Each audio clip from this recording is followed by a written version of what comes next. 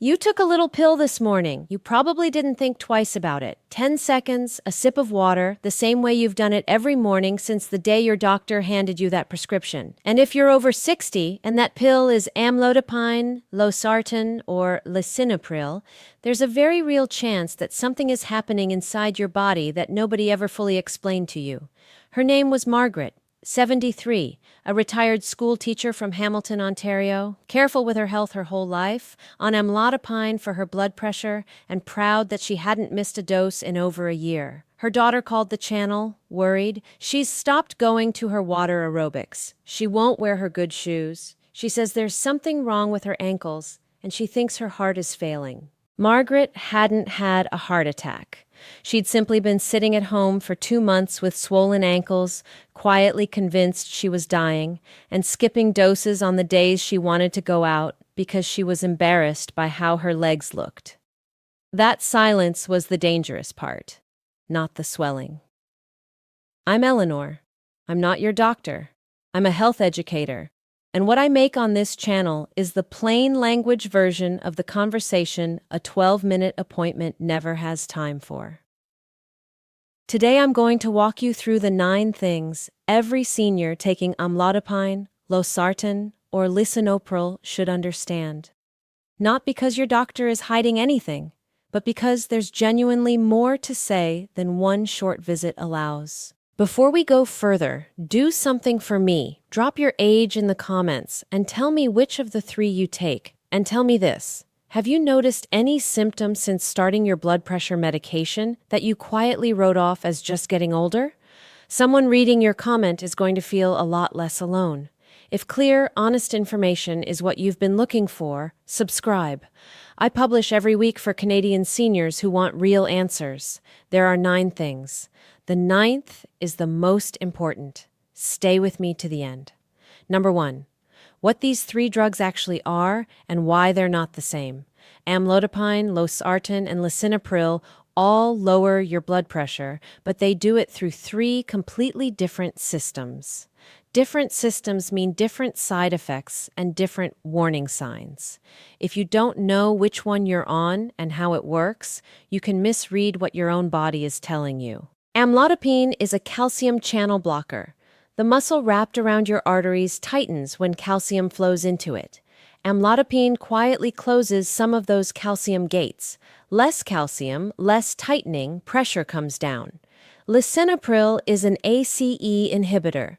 Your body makes a substance called angiotensin II that squeezes your vessels tight and tells your kidneys to hold on to fluid.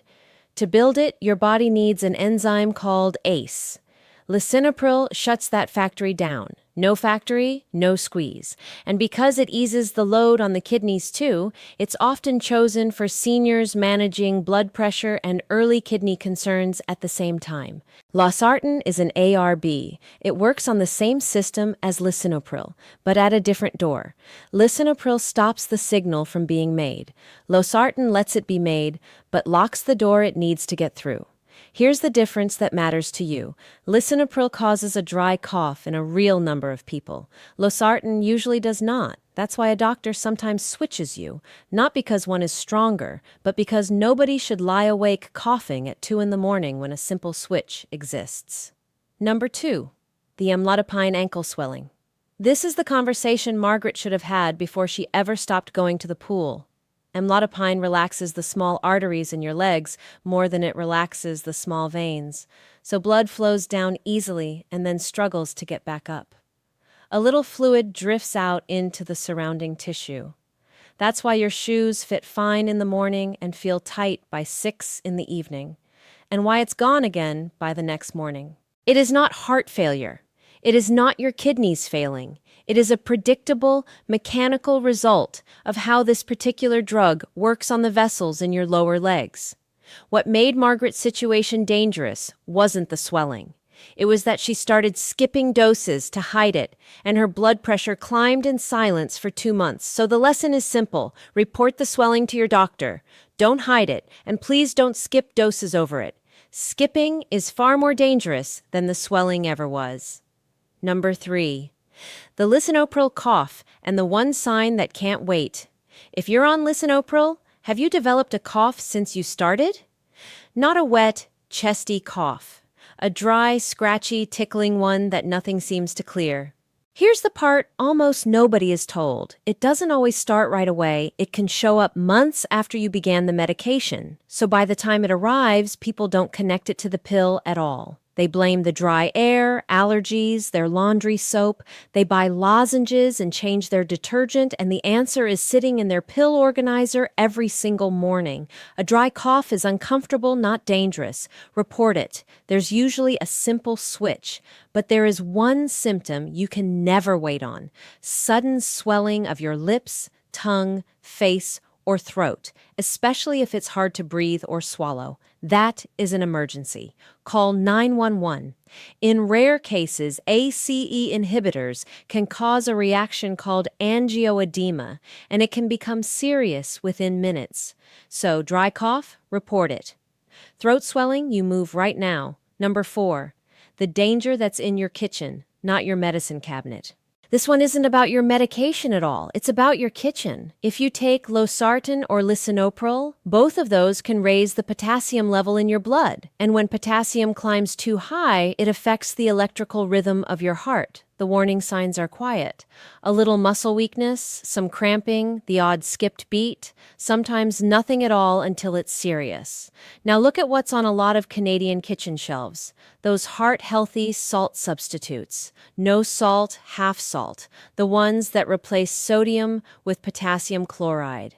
Electrolyte powders, those senior meal replacement drinks. Every one of them can quietly add potassium to a body whose medication is already holding on to it. So, read the label on every heart-healthy product in your kitchen and ask your pharmacist. This is exactly the kind of thing a Canadian pharmacist will check for you in 2 minutes for free. Given my medication, is a potassium salt substitute safe for me? And when was my potassium last checked? Number 5. The painkiller in your bathroom cabinet. Go and look in your bathroom cabinet after this video. You're looking for ibuprofen, Advil, Motrin, or naproxen, Aleve. If you take Lisinopril or Losartan, especially alongside a water pill, taking these regularly can cut blood flow to your kidneys and raise the risk of kidney strain. Not because any one of them is dangerous on its own, but together, in a body that's a little dehydrated, they put your kidneys in a spot they struggle to manage. Nobody mentions this at appointments because ibuprofen doesn't feel like real medicine. It came off a shelf at the grocery store. So ask your pharmacist this exact question.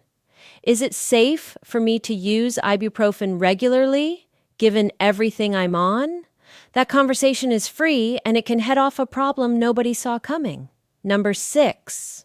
What happens when you get sick? If you're on Losartan or Lisinopril and you come down with something, a stomach bug, vomiting, diarrhea, you can't keep fluids down, the medication that worked perfectly yesterday can behave very differently today. These drugs assume a body with steady fluid levels. When illness strips that away, the very same dose can drop your blood pressure too far and put strain on your kidneys. Gerald was 78, proud he hadn't missed a dose in over a year. He caught a stomach virus, couldn't keep much down, and took his Losartan anyway out of pure habit.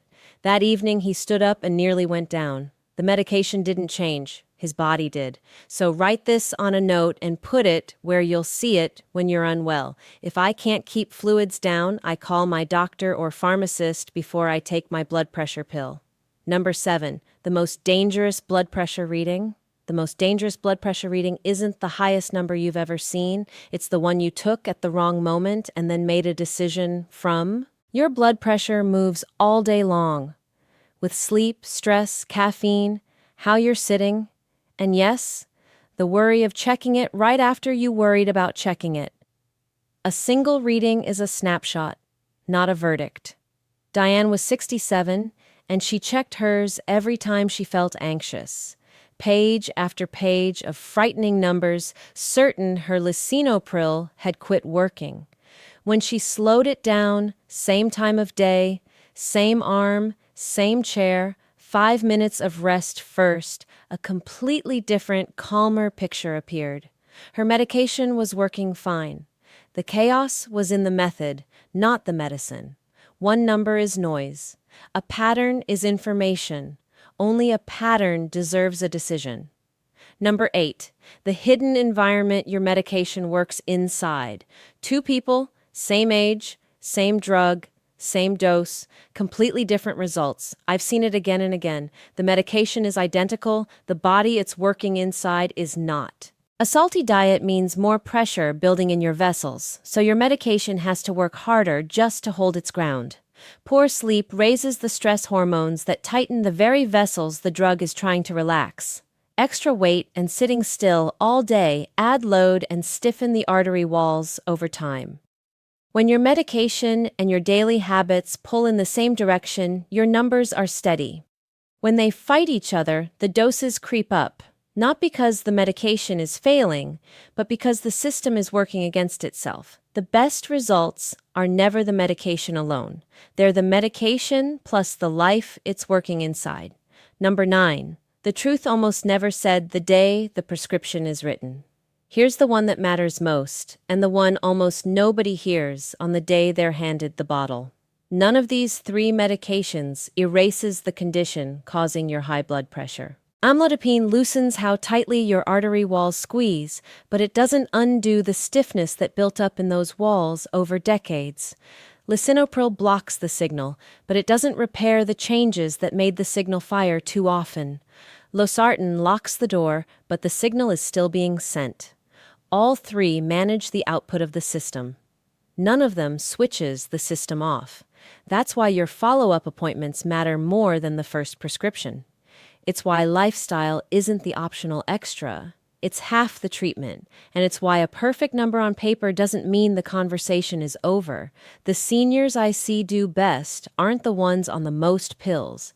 They're the ones who understand what their medication is doing, what it isn't doing, and work with both truths at once. So what happened to Margaret? Her doctor reviewed her dose and what she was eating, and someone finally sat down and explained what I've just explained to you. She learned why her ankles were swelling. She learned it wasn't her heart. Within a few weeks, the swelling was managed, her pressure was steady, and Margaret was back in the pool on Tuesday mornings. She told her daughter she'd spent 2 months terrified of something that had a name and a simple answer. She just needed someone to explain it. That's what this channel is for. Information isn't extra. It's part of the treatment. Now, one question for you. Which of the 3 are you taking? Amlodipine, Losartan, or Lisinopril? Just type the name below. That tells me what to break down next. And before your next reading, carry this with you. Do I actually understand what my medication is doing inside my body right now and what it isn't? If the answer isn't a clear yes, that's not your fault. That's the gap this channel exists to close. I'm Eleanor. Remember, this is general information, not medical advice, so take any change to your own doctor or pharmacist first. Subscribe, and I'll see you in the next one.